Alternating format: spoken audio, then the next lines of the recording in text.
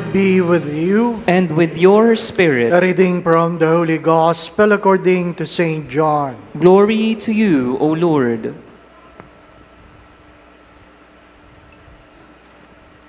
When the crowd saw that neither Jesus nor his disciples were there, they themselves got into boats and came to Capernaum looking for Jesus. And when they found him across the sea, they said to him, "Rabbi, when did you get here?"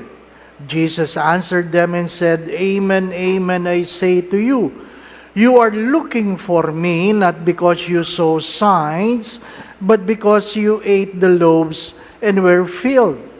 Do not work for food that perishes, but for the food that endures for eternal life, which the Son of Man will give you.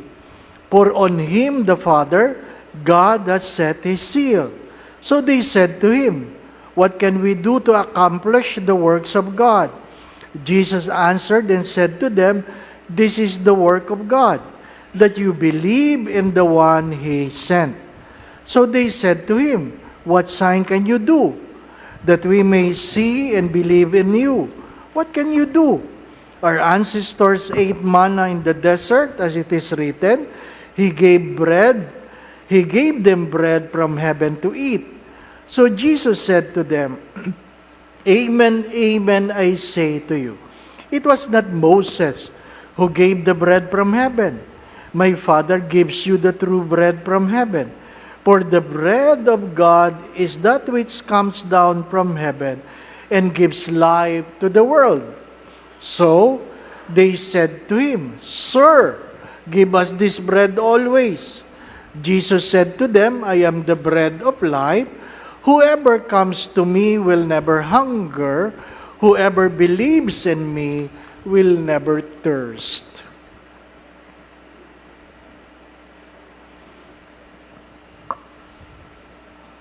The Gospel of the Lord. Praise to you, Lord Jesus Christ.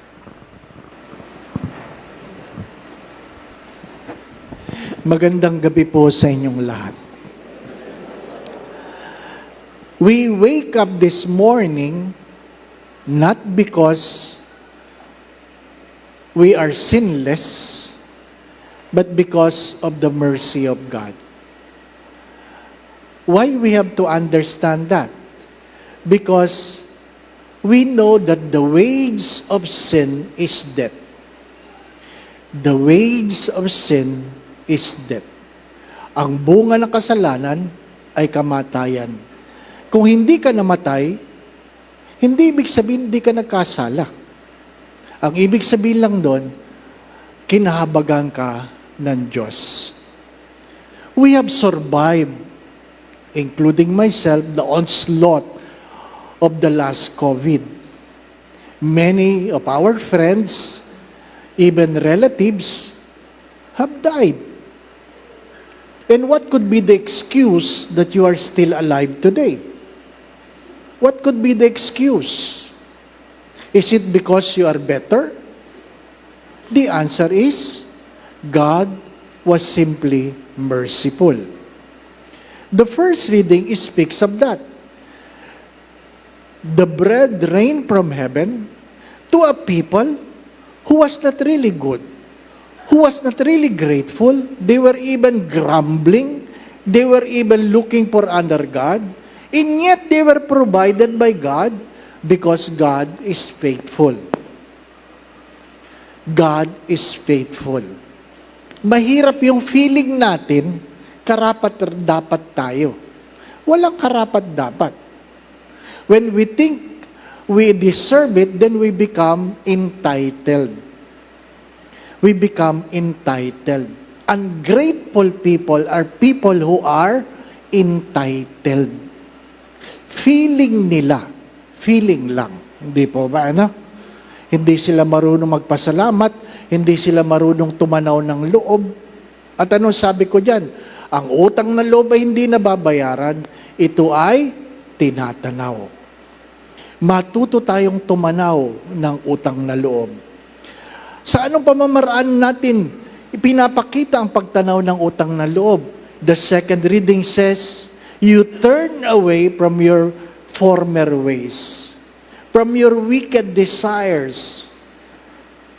Talikuran mo ang mga kasalanan at pagkakamali.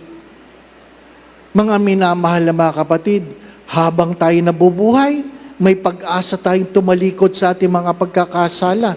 Yung patay na, wala nang pag-asa. Patay na eh. Hindi po ba, ano? Wala na. Wala na. Mahirap yung hindi ka nagsisimba, hindi ka nagdadasal, tapos kung kailan ka patay, gusto nila ipapasok ka sa simbahan. Di ba, ano? Maraming ganon. Nagpapapasok sa simbahan. Sabi ko, kung yan ho kaya ay buhay, sasabihin kaya niyan, ipasok niyo ako sa simbahan? Baka ayaw, no? Meron akong blines na patay. Ha?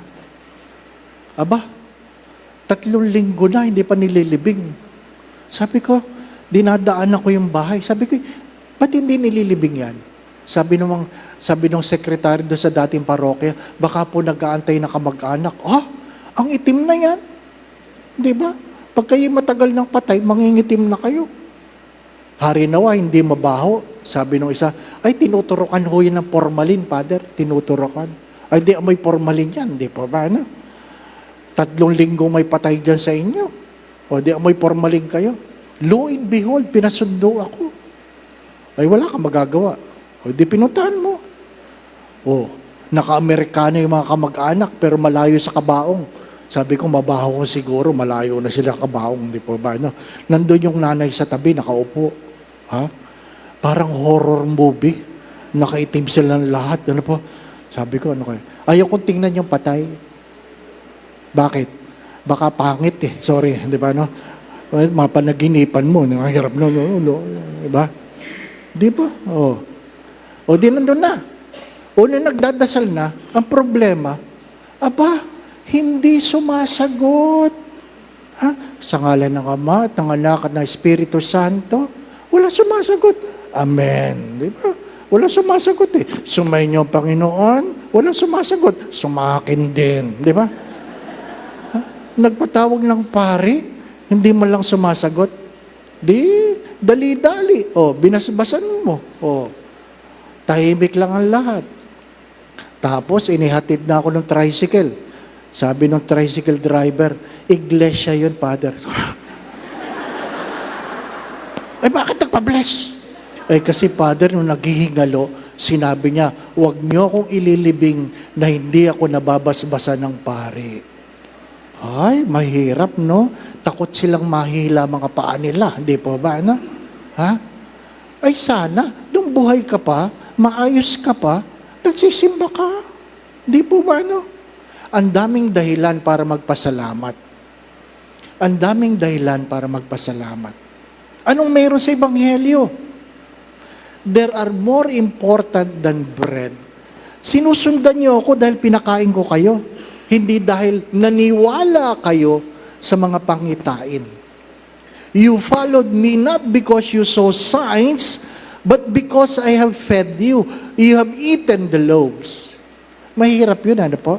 Marami sa atin, kain lang ng kain. Ha? Mahirap yung kain ng kain. Ngayon po ay kapistahan ni Saint John Maria Vianney, patron ng mga pari. Ang aking pong paalala sa inyong lahat, sa inyong lahat, ha? Ang aking pong paalala ay, huwag niyong palaging pinapakain ng pari. Hello? Huwag niyong palaging pinapakain ang pari. Wala nang paring namatay sa gutom ngayon. Alta presyon, marami. Diabetes, marami. Stroke, marami. Bakit? Wala kayong ginawa kundi pakainin. Di ba? There are more important than bread. Mas mahalagang ipagdasal nyo si Father. Sinabi yan ng isang parokyano sa kanyang pari, Father, wag daw kayo masyado pinapakain, nagalit. Ang sabi sa kanya, kung ayaw ni Father Dave kumain, di siya na lang. Kita mo, galit, di po ba? No? Sadyang may mga taong ganon, ha? Paalala nyo lang, there are more important than bread. What we receive in the altar is not an ordinary bread, but the bread of life. Mga minamahal na mga kapatid, huwag niyong kakalimutan, maigsi lang ang buhay. Nakikiraan lang tayo. Nakikiraan lang tayo. Ano sabi ko nung minsan? Kung hindi niyo tinatanggap si Kristo sa mundong ito, sa palagay niyo, pag namatay kayo, tatanggapin kayo ni Kristo sa kanyang kaharian? Simple lang ang sagot doon, hindi po ba? Baka hindi niyo naintindihan ang tanong. Kung hindi niyo tinatanggap si Kristo sa mundong ito, if your family refuse to receive Christ in your own homes, what do you expect? Do you expect Christ to welcome you? Ano sabi? Those who rejected my son, I will reject them in heaven. Diba? Simple lang naman ang mathematics, no? Simple lang. Mahirap yung hindi kayo nagpapakita sa simbahan. Umaasa kayo magkikita kayo sa langit. Di pa ba, no? Dalawa lang ang pupuntahan natin. Kung hindi smoking, non-smoking. Kahit naninigarilyo ka sa mundong ito, ayaw mo sa smoking area. Di pa ba, no? Mga minamahal na mga kapatid, marahil ang tanong ay, ano ang lumang pag-iisip, lumang pagkatao, na noon pa hinihiling ng Diyos na aking talikuran? What is your old self that God is trying to tell you, have been telling you to leave behind? To leave behind. Binibiro ko yung aking classmate sa sakit. Ano po? Nung na-stroke ako, na-stroke siya. Ngayon, maayos na ako, siya hindi pa. Sabi niya kaagad habang kumakain kami, ba't magaling ka na? Sabi ko, hindi ko alam. Diba? Pero nung kumakain kami, lahat ng bawal sa akin, kinakain niya. Sabi ko, bawal yan na. Sabi niya, sabi ng doktor, pwede ko na kainin lahat. Tandaan niyo ito. Sabi ng doktor, pwede ko na kainin lahat. Ito ang sabi ng doktor. Pag pinagbabawalan pa kayo ng doktor, may pag-asa pa kayo. Pag pinapayagan na kayo kainin ng lahat, wala na kayong pag-asa. Sinong doktor dito? Yun ang totoo. Inuulit ko. Pag meron pang bawal, meron pang pag-asa. Pag wala ng bawal, tapos na ang boxing. Kaya pag ikaw itinatama pa ng Diyos dito sa lupa, may pag-asa ka pa, kapatid.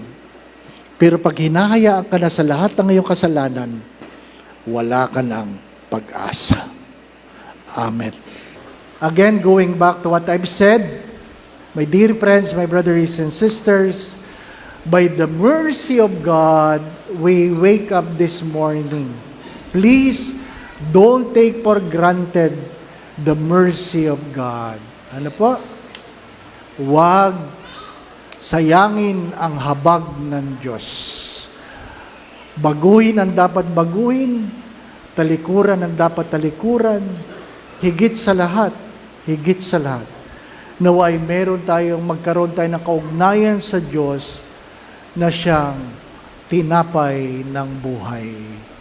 The Lord be with you. With your spirit. And may Almighty God bless you in your family, the Father, the Son, and the Holy Spirit.